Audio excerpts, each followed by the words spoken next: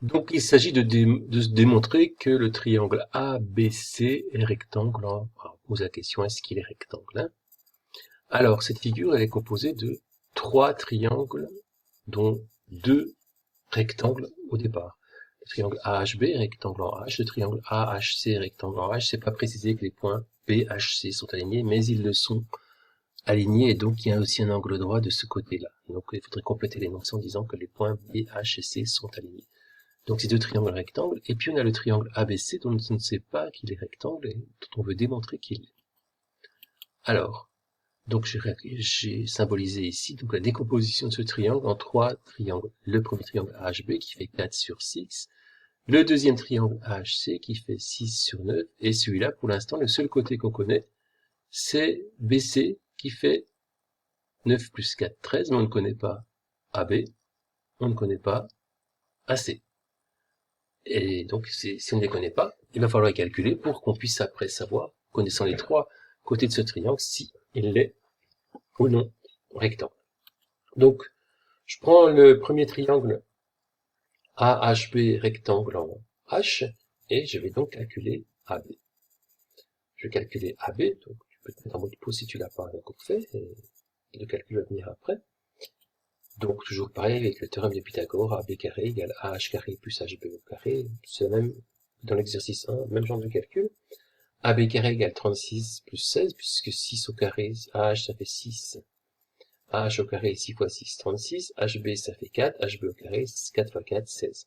36 plus 16, ça nous donne 52. Si AB carré égale 52, ben AB c'est racine carrée de 52, ce qui fait environ 7,2. Mais on est très attentif, hein, on se dit que ce qui va être, quand on va être à la fin de l'exercice, dans le triangle ABC, si je prends racine carrée de 52, le carré de racine de 52, c'est 52. Si je prends 7,2, là je suis en train de taper avec ma calculatrice, le carré de 7,2, ben c'est 51,84, c'est pas 52. Donc il s'agira d'être très attentif et de remplacer AB par racine carrée de 52, qui est le nombre dont le carré est égal à 52. Donc j'ai calculé AB dans le triangle AHB, maintenant je vais calculer AC dans le triangle AHC, qui est rectangle en H. Et après, donc, quand j'aurai calculé AC, je connaîtrai les trois côtés du triangle ABC.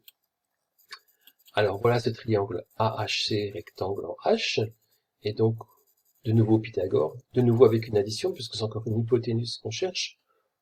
Donc on a AH carré égale, AC carré égale AH carré plus HC au carré. AC au carré, donc ça fait 36. AH carré, HC carré, HC ça fait 9 fois 9, ça fait 80, 81. 36 plus 80, 57.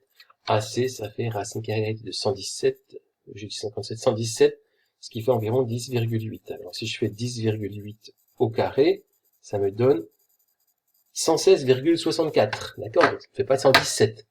Donc la valeur de AC qu'on va utiliser, c'est racine carrée de 117, dont on sait que le carré est égal à 117 par définition de la racine carrée. Donc maintenant, j'ai un triangle ABC dont je connais les trois côtés, racine carrée de 52, racine de 117 et 13.